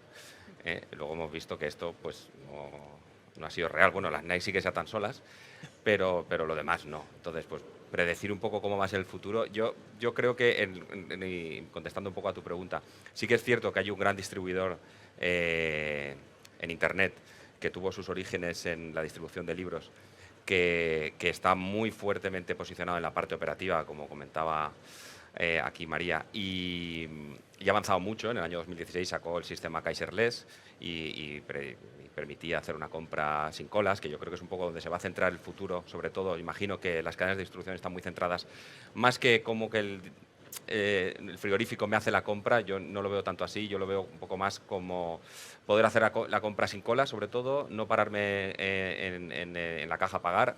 No sé si sabéis un poco la experiencia de compra, ¿no? Del momento cero de la compra digital. Una de las cosas que más odiamos es hacer la cola de la compra, o cuando vamos a un restaurante a comprar, que pidamos la cuenta y que tarden en darnos la cuenta. O sea, cuando queremos pagar, nos queremos ir y eso es ya. Entonces, más que hacer la compra de manera que el frigorífico haga la compra por nosotros, porque veo que eso lo veo asociado quizá a un distribuidor online, pero muy asociado tipo Alexa o algo así, no a un que sea multidistribuidor. Sí que veo más que se va a centrar el tema de la compra sin cajas, criptomonedas en el modo de pagar, ¿por qué no? Quiero decir, esto está llegando y lo veo antes que el tema del frigorífico, pero bueno, dejo paso al resto de componentes de la mesa. Marta. A ver, yo creo que está claro que el modelo está cambiando mucho. Para mí lo que me resulta peligroso son las prácticas de todo esto va a ser gratis, porque realmente eso tiene un coste. Entonces, alguien lo va a pagar, yo lo tengo claro. O sea, si no lo va a pagar el consumidor final, alguien lo va a pagar y los productores tienen toda la pinta de acabar pagándolo. Entonces, yo creo que ahí tenemos que un poco dar visibilidad de lo que cuestan las cosas. También es cierto que en los últimos meses se han visto prácticas donde la gente ya, digamos, si te traen la compra a casa tiene un coste y la gente está dispuesta a subirlo, fenomenal. O sea, yo creo que en ese sentido lo que es importante es que sea un modelo honesto y que sea justo para todos. Entonces yo creo que en ese sentido yo tampoco me atrevo a decir mucho más. Yo dije que el 2020 tenía buena pinta, o sea que después de decir esa frase ya me he consagrado porque nadie me hace caso. Pero sí que es cierto que bueno, lo que es importante es pues un poco olvidarnos del marketing, como bien decía María, ir a soluciones reales y plantear soluciones que sean justas para todos. Gracias. María. Pues yo enganchando lo que ha dicho Marta de justa para todos, no solo a lo largo de la cadena, sino para todos los consumidores. Por supuesto que hemos avanzado muchísimo. Yo no sé si desde el frigorífico, pero desde aquí todos podemos hacer la compra. Yo la puedo hacer ahora mismo. Tengo mi lista, además, aquí misma, en una app de una de mis empresas. Y mañana por la tarde la podría tener en mi casa. Entonces, es más o menos lo mismo, ¿no? Pero bueno, esto tiene que ser eso, justo para todos. O sea, que lo podamos hacer en Madrid, en Barcelona y también en Badajoz, ¿no? Y de momento eso no se da, seguramente se dará.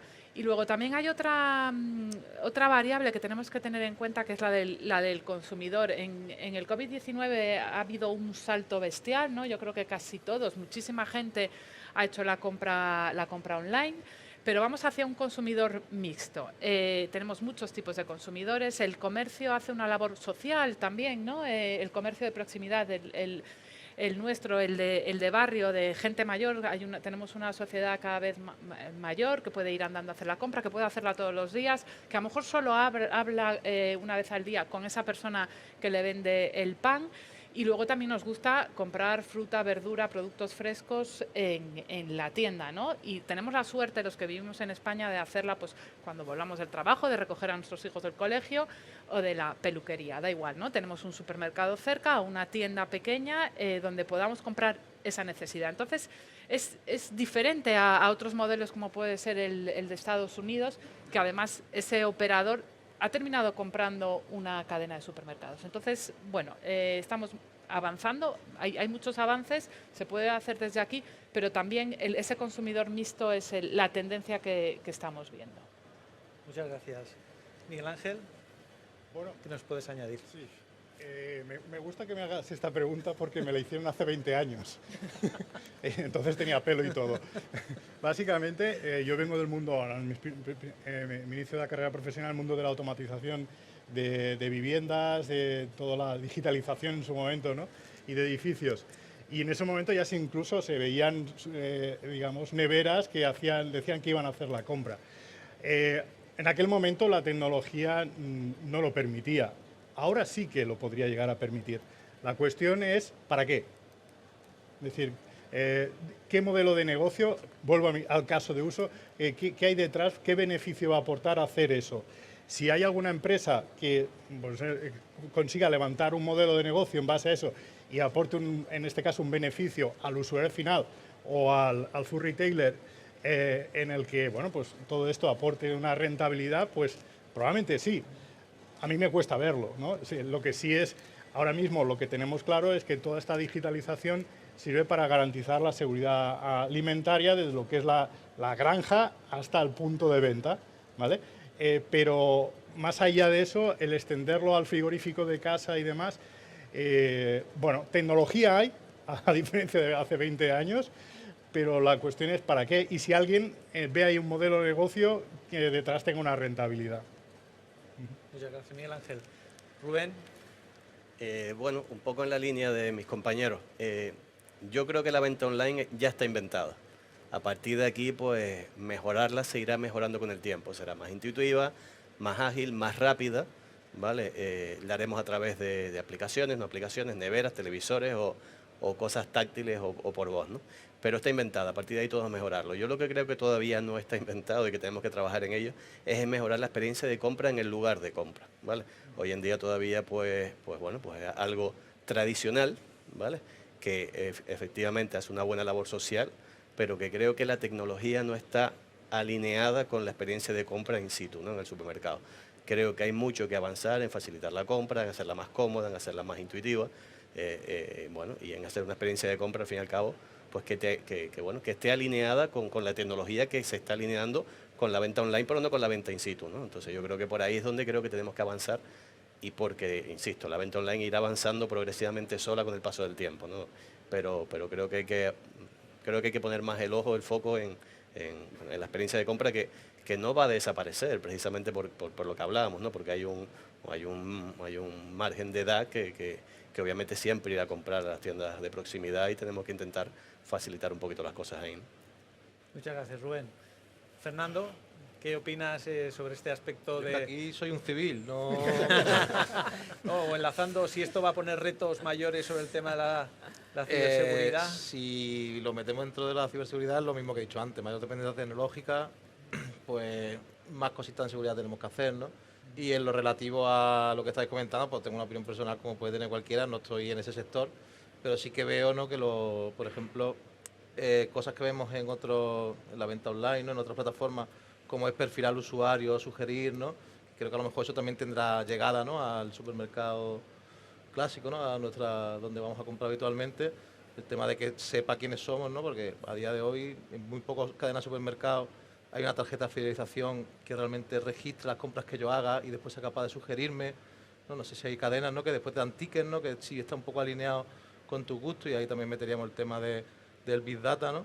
Y por ahí sí que veo retos interesantes que puedan ayudar, ¿no?, como decía Rubén, a mejorar esa experiencia y alinear esas tecnologías, ¿no?, con el mundo de los supermercados, ¿no?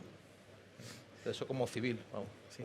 Un poco más en tu especialidad, en el tema de la ciberseguridad y quizá también en esto de la comunicación del usuario final con toda la cadena logística. El tema del blockchain es algo que tengamos que tener en cuenta, se va a ir a más en el futuro. ¿Qué opinas sobre este tema? Cuando se asocia blockchain a ciberseguridad, para mí simplemente es una tecnología que es segura, ¿vale? Pero el tema es no por el hecho de decir utilizo blockchain, tengo seguridad, ni por decir tengo mis servidores en cloud, tengo seguridad. O sea, vas a tener seguridad cuando todo tu proceso, por ejemplo, un desarrollo, ¿no? Utilizo blockchain, bueno, ¿cómo lo has desarrollado? A lo mejor el fallo lo tienes en la manera en la que lo has implementado, ¿no? Entonces, sí que es verdad que el blockchain nos puede dar seguridad, ¿no? Como si decimos Apple, ¿no? Pues te viene un poco de una tecnología segura, o en ese caso una marca que tiene bastante en cuenta la seguridad, pero al final hay que auditarse, o sea, eso no te exime de seguir procesos de seguridad en tu empresa, el haberlo utilizado, pero sí que transmite esa seguridad, ¿no?, la tecnología. Muchas gracias, Fernando. Y por último, Fernando, aunque bueno, quizá también un poco tu opinión sobre el particular, aunque se escape quizá también de... Realmente no me extrañaría que en unos años podamos hacer la compra o haga directamente la compra a la nevera de casa, ¿no? Yo creo que hemos visto cosas increíbles y seguiremos viéndolas.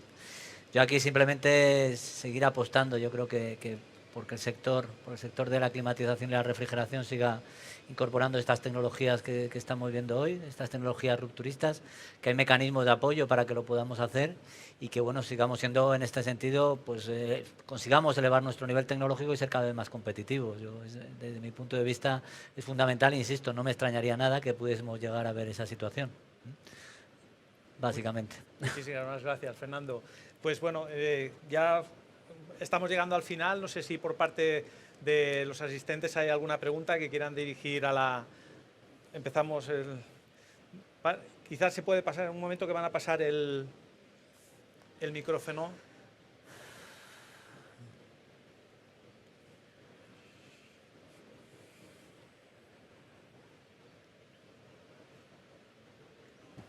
Gracias, buenas tardes. Mi nombre es Manuel Servián, soy el gerente de AFAR. Fernando, yo recuerdo haberte oído hablar una vez de un caso muy concreto que sale luego en los diarios, en la prensa, donde se entró en un gran casino de Las Vegas a través del acuario.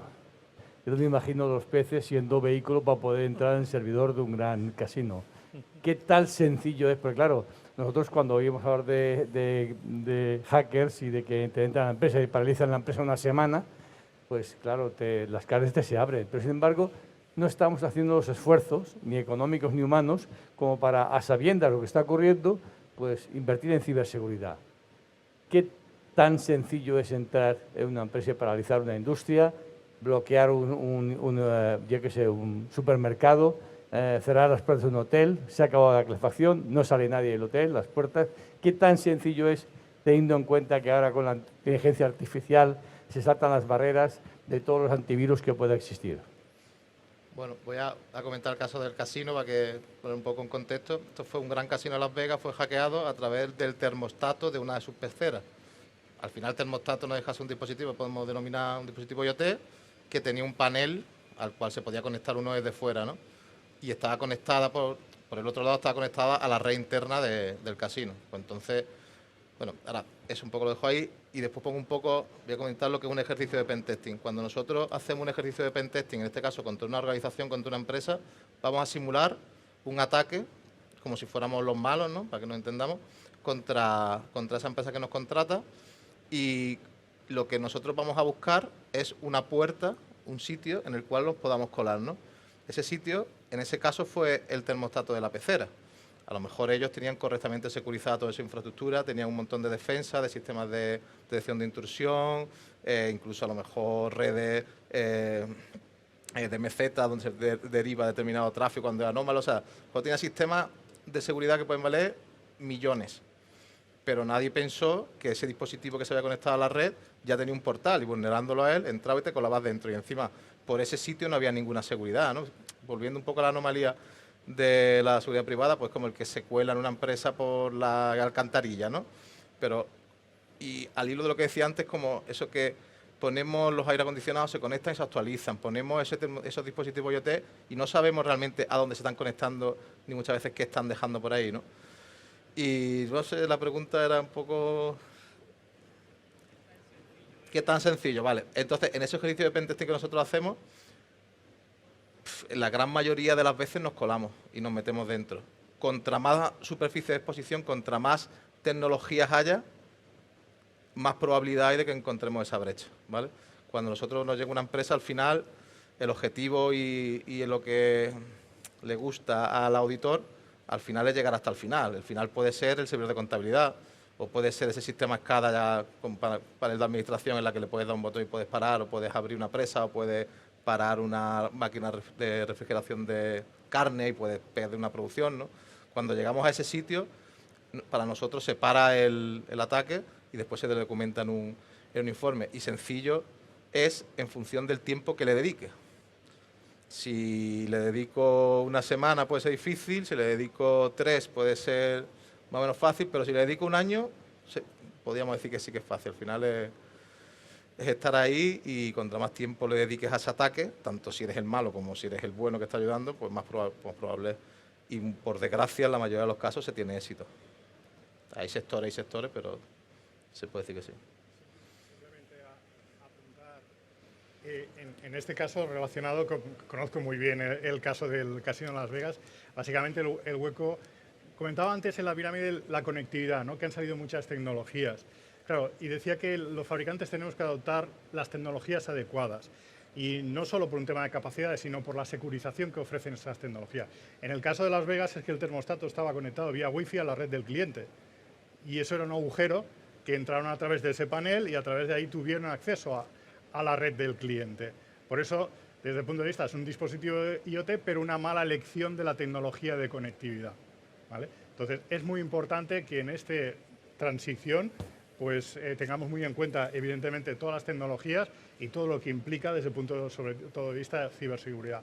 Ahí nosotros, por ejemplo, lo tenemos muy claro y son comunicaciones totalmente privadas, nunca nos integramos con los clientes y son gestionadas y están securizadas desde el dispositivo. Por puntualizar, cuando muchas veces es verdad que hemos dicho que en este ejercicio de pentesting puedes tener totalmente securizado y se pueden hacer las cosas bien y si haces un plan de seguridad, pero después tenemos otra tecnología, otro vector de infección o de entrada a una empresa que somos nosotros, somos los seres humanos, ¿no? Y nosotros muchas veces la manera de securizarnos nosotros mismos no es a través de una auditoría de seguridad técnica, no es a través de la formación. Entonces también es importante, porque en este ejercicio de pentesting que digo que siempre tenemos éxito, no siempre tenemos éxito rompiendo la tecnología. A lo mejor tenemos éxito colando un bichito en la máquina de uno que nos da acceso al siguiente paso, ¿no? Eso quería matizar eso, ¿no? De que al final la ingeniería social, poder engañar a una persona y poder entrar a su equipo a través de un malware, es otra vía de entrada, ¿no? Que también las empresas tienen que tener claro que la securización de las personas pasa por la formación, no tanto como con la tecnología, que es por la auditoría técnica, ¿no?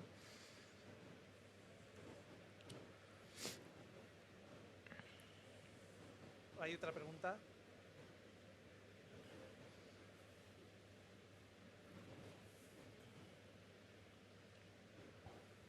Sí.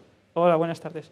Una pregunta para Marta. Bueno, también a colación lo que habéis comentado. Yo soy ingeniero desde hace, pues no tanto como vosotros, pero empecé desde los programando microprocesadores a nivel ensamblador y veo que va pasando las décadas y cada vez, como decías tú, hay más capas y capas. Cada capa es una superficie enorme para poner agujeros. Yo que programé a nivel de máquina veo que cuanto más años pasan, más posibles agujeros hay. Lo dejo ahí, ¿eh? Veo muchísimo riesgo y en mi casa no hay nada wifi, no hay nada, o sea, todo cableado y nada de sensores. Un sensor que pueden controlar, leerlo desde China o entrar en mi red, nada, o sea, y cuando entre en juego la inteligencia artificial, será otro salto. Eso, cuando entre la inteligencia artificial en nuestras casas, me voy al campo. Una pregunta para Marta. ¿Podrías concretarnos si se pueden mejorar o eliminar estos motivos que hacen que estéis 5 o 6 horas? Porque de nada sirve que luego un ingeniero nos haga un vehículo eléctrico con una batería que te dé mucha autonomía de 1000 horas y además te mantenga, 1000 kilómetros y te mantenga varias horas el camión refrigerado si luego os lo paran. Hombre, yo creo que es consecuencia de que probablemente en el sector no hemos hecho tampoco las cosas bien. Esto, por ejemplo, este problema en Francia no lo tienen. En Francia, paralizaron Francia hace 10 años, dijeron los transportistas hasta aquí, y en Francia tú por ley estás un máximo de 1 hora esperando una plataforma y si no te descargan tienes todo el derecho de irte y el cliente no te puede poner ningún tipo de penalización.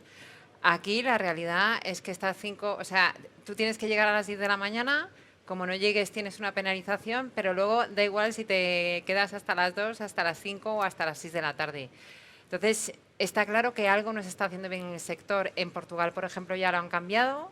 En Portugal, por ley, desde hace 2 meses un conductor no puede descargar en una plataforma y además también tiene un máximo de espera. Tiene un problema similar a España porque no son capaces de ejecutarlo. Yo creo que aquí se están dando ya todas las condiciones para que realmente se ponga en valor ese tiempo de espera que se está perdiendo, que está haciendo la cadena muchísimo más ineficiente Y probablemente el ejemplo de Francia pues sea un ejemplo perfecto de cómo se han hecho las cosas bien. Quiero pensar y yo confío en que todas las movilizaciones que se están promoviendo, en parte porque es que no hay conductores que quieran hacer ese trabajo, es que no hay, cuando comentábamos el tema de la pandemia, nosotros tuvimos que hacer un catering para nuestros conductores, porque estábamos hablando de conductores que estaban 6 y 7 horas en plataformas donde no se les dejaba ni acceder al baño y donde no podían tomarse un café. Entonces, ha sido un eslabón de la cadena que ha estado muy castigado. Y sorprendentemente, un conductor que tiene un máximo de horas, de 8 o 9 horas diarias, en la pandemia no importaba que estuviera 20 horas. En ese momento no nos importaba. Entonces, se han dado una serie de circunstancias que yo creo que va a promover que realmente se eficiente, como Dios manda, la cadena de suministro, en algo que es cuestión de planificación. O sea, hay plataformas que ahí en ese sentido funcionan muy bien, porque planifican muy bien, pero claro, no hay nada más eficiente para ellas que tener 3 recepcionistas y una cola de 20 camiones. Entonces, en ese punto yo confío que sea, digamos, el diálogo sea posible y consigamos hacer algo más eficiente como se ha hecho en otros países, ni más ni menos. ¿Alguna otra pregunta?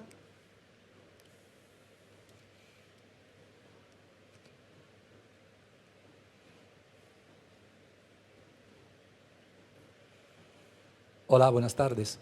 Pues he escuchado cosas muy interesantes y de verdad lo digo, pero yo veo allí tecnología disruptiva y su introducción en el sector de la refrigeración. Todo lo que he oído, y seguramente lo he oído mal, porque soy mayor y a lo mejor no oigo tan bien, me ha parecido un tema de, si me dejáis expresarme en estos términos, de software y no de hardware.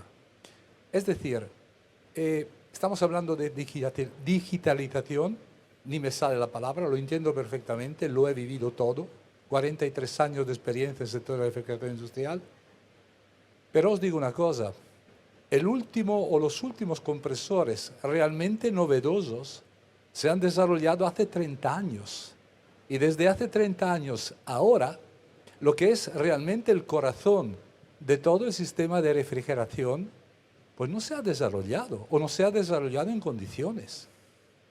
Yo trabajé en una empresa que se llamaba ABB. En aquel entonces se estaba hablando de motores o de compresores funcionando a 10.000 revoluciones. Era el proyecto K100, funcionando a 100 hercios. Todo esto se paró y a mí me gustaría que este dinero o parte de este dinero que se invierte en España pues sirviera realmente a hacer componentes más eficientes, con una cosa que se llama COP, que no sé cuánto de vosotros sabéis que es, tú seguramente sí, que es un COP, pero con un COP mejor, eficiencia mejores, motores eléctricos mejores. Cierto, ha habido mejoría, pero absolutamente analógica y no digitales. Con lo cual está todo bien. Me parece además súper interesante lo que ha expresado la señora para el tema de la logística, tiene todo el sentido del mundo, pero muy poco que ver con la refrigeración y sobre todo muy poco que ver con dinero dedicado al I+D+I en lo que es, yo defino, el hardware. Sería como si estuviéramos hablando ahora de coches y no hubiera habido un desarrollo en los motores endotérmicos, pues con inyecciones directas y todo esto. Pues está muy bien la electrónica, está muy bien la predicción, está muy bien que mi coche me diga que dentro de 3.000 kilómetros tenga que cambiar los frenos. Pero la cosa más importante es que el motor funcione con la máxima eficiencia.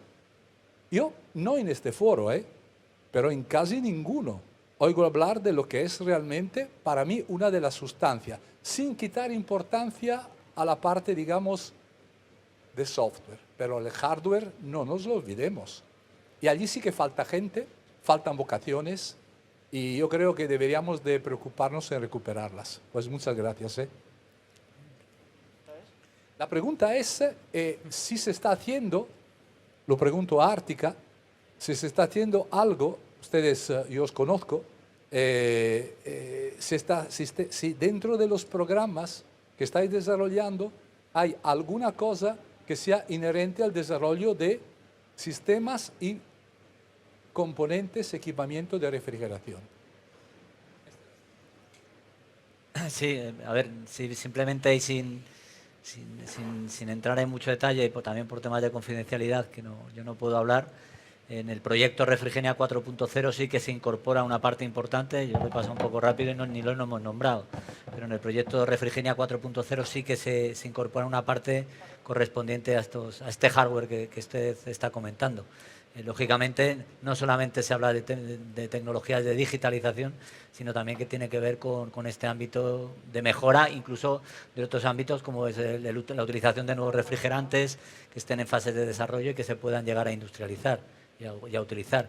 Por lo tanto, sí se contempla dentro de este proyecto que hemos comentado desarrollos en este ámbito con las empresas desarrolladoras que están ahí incorporadas y que van a aportar ese know-how.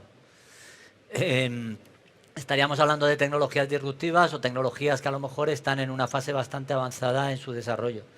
En ese sentido, pues bueno, esperemos que si el proyecto se pueda llevar a cabo, pues veamos que en poco tiempo, porque es un proyecto inicialmente a 2 años, con luego otros años de despliegue, pues podamos verlo en el mercado a partir del 2023, 2024.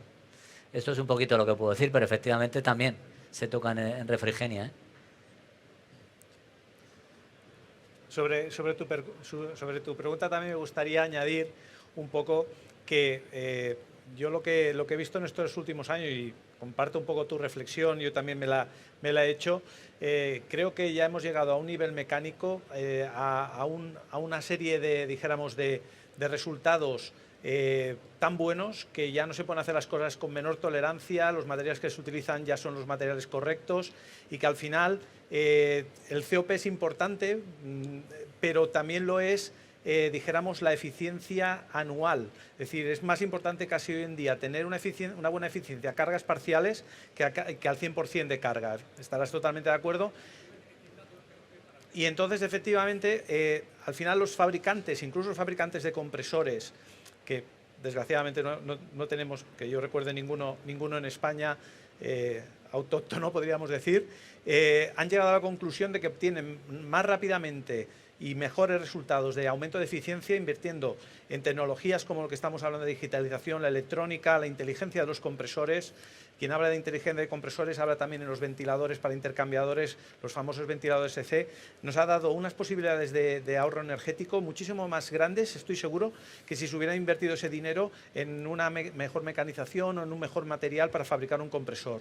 O sea que al final las dos cosas yo creo que son compatibles y que de hecho no vamos tan desencaminados, porque cuando hablamos de los ahorros energéticos que se pueden conseguir hoy en día con la electrónica en una instalación frigorífica, son brutales y con ningún cambio de compresor los íbamos a conseguir de la misma manera. Eso es lo que yo he llegado a ver después de hablar con muchos fabricantes. No sé si también abundo un poco en esta cuestión tuya.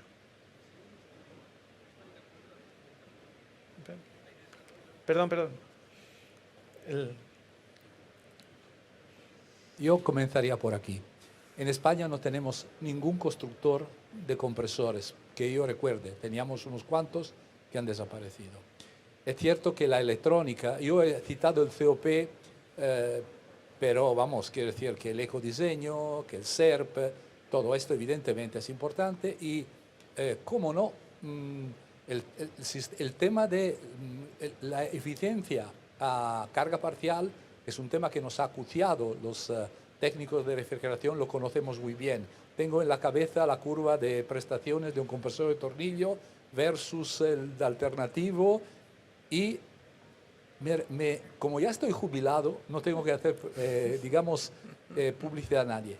Pero existió un compresor que se hizo hace 30 años que se llamaba Rotatune de Stahl, que fue el primero con variación de capacidad en función de la variación de frecuencia, que todo el mundo decía que era una cosa visionaria, con lo cual no puedo estar más de acuerdo. Pero también estoy de acuerdo que materiales cerámicos, que aplicar en los compresores los desarrollos que hemos tenido en el mundo de la automoción, de los motores eléctricos de imanes permanentes, poder, digamos, hacer compresores mucho más pequeños, pero con revoluciones mucho más elevadas. Y no quiero inventar nada porque no soy ingeniero mecánico, con lo cual pero seguramente hacer compresores que no necesiten lubricación, por ejemplo. Hay mucho espacio, pero claro, ¿qué ocurre? Que aquí, señores, se necesita pasta, pero pasta de verdad. Y se necesita ingenio, y grande ingenio. Se necesita que no tenemos. No tenemos. Entonces, pues, ¿dónde vamos? Al 50%. El 50% es la electrónica, el control, con lo cual estoy absolutamente de acuerdo. Y el otro 50%, ¿en manos de quién lo dejamos? Bueno, Unamuno dijo que inventen ellos. Ahí te lo dejo.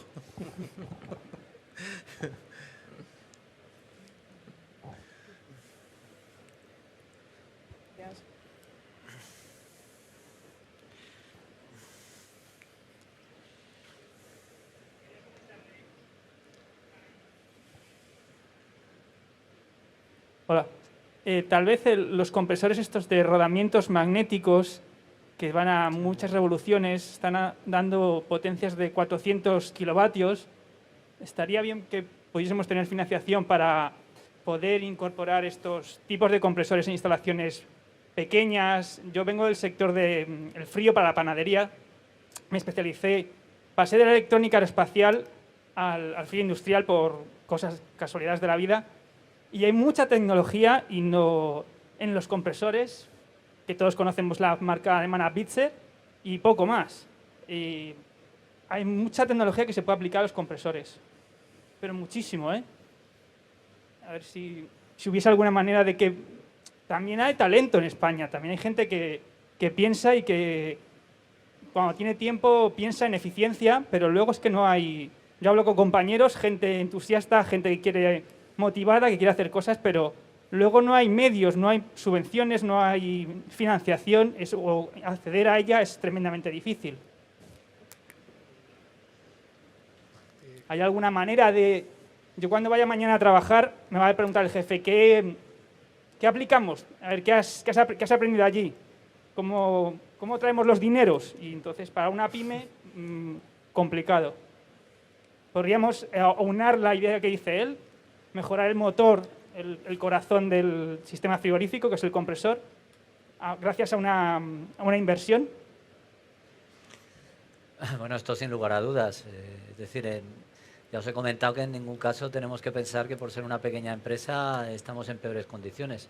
Hay que estar ahí, hay que tener el proyecto, hay que saber ese proyecto de qué va, hay que tenerlo bien identificado, bien planificado, bien documentado, todo se puede hacer, y acceder a esas ayudas. Un porcentaje muy elevado de la actividad I+D en España la realizan las pymes, porque el 95% de las empresas españolas somos pymes. Entonces, por supuesto que se puede llegar a ellas. Detrás tiene que haber, es mucho más fácil que haya una empresa que no un autónomo. Siendo una empresa es muy probable que haya muchas posibilidades, y por otra parte sabéis que las ayudas europeas tienden a ser de mejor calidad de la ayuda cuanto más pequeños eres, cuanto más dificultades tienes para poder acceder a esas ayudas. Entonces, en condiciones normales los porcentajes de ayuda para una pequeña empresa son muy superiores a para una gran empresa. Los recursos que tenga esa pequeña empresa, esa pyme, para acceder serán los propios, y bueno, y las posibilidades que tenga de colaborar con alguna entidad que le ayude a conseguirlos, pero no penséis que por ser pequeña empresa, insisto, el 95% de las empresas en España somos pymes, y hay una aportación importantísima para las pymes en cualquiera de estos fondos que estamos conociendo, no ahora, de muchos años. De hecho, de cara a los PERTE que comentabas, por cada gran empresa o empresa grande que vaya, tienen que ir 2 pymes. Eso es la de vehículos conectados, sería así, imagino que lo respetarán. O sea, que también los PERTE, la ayuda esta que viene de Europa, tiene muy en cuenta la pyme, ¿no? 40%, como dice Fernando, de los integrantes de un PERTE tienen que ser pymes. ¿No es por cada una? Mínimo 40, en los PERTES digo, los PERTES. Vale. En otras herramientas no. Pero sí que a nivel individual puedes acometer proyectos sin ningún problema, con una buena idea, conociendo muy bien el estado de la técnica y saber cómo lo vas a solucionar, qué capacidades tienes tú, qué capacidades te tienen que aportar terceros para que puedas ejecutar el proyecto correctamente. Y siempre estudiando el impacto del proyecto, es decir, cómo vas a llegar al mercado. Cualquier ayuda ahora mismo te exigen el estudio, sabiendo que en función del estado de madurez del proyecto, pues el riesgo es grande de que pueda o no llegar al mercado. Hay mucha actividad de investigación que no llega a mercado, pues porque realmente no se alcanza pero en un proyecto ya un poco más avanzado, si hay una tecnología existente en otros sectores y la queremos aplicar al sector del frío, se puede hacer perfectamente, y bueno, pues haciendo lo que decíamos antes, quiénes somos, qué vamos a hacer, cuánto nos va a costar, cuál es el mercado al que nos dirigimos, con quién lo vamos a tener que hacer y las puertas están abiertas. Identificar bien la convocatoria, eso es lo fundamental ahora. En este sentido, simplemente si te sirve de ayuda, nosotros, yo represento a ACO, somos empresa española con I+D propio, o sea, dentro de la compañía, invertimos un 12% de nuestra facturación en I+D y te confirmo de que, bueno, todas esas líneas existen si tienes una buena idea, si tienes cómo llevarla al mercado y la verdad es que solo hay que acceder a ellas. La verdad es que, bueno, puede parecer que las primeras veces es un poco farragoso desde el punto de vista burocrático, pero es que te están financiando o te están subvencionando, que menos que pedirte una serie de documentación y sobre todo que justifiques muy bien el proyecto. Pero claro, existen esas ayudas, somos afortunados en ese sentido. Siempre podían existir más, ya sin irnos a los PERTE, ¿eh? O sea, con buenas ideas, con capacidad de llevarlas a cabo, hay organismos autonómicos y organismos nacionales a los que puedes acudir para ayudarte a llevarla a cabo.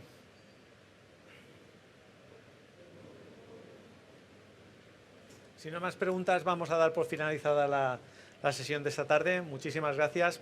Pido un aplauso para todos los participantes.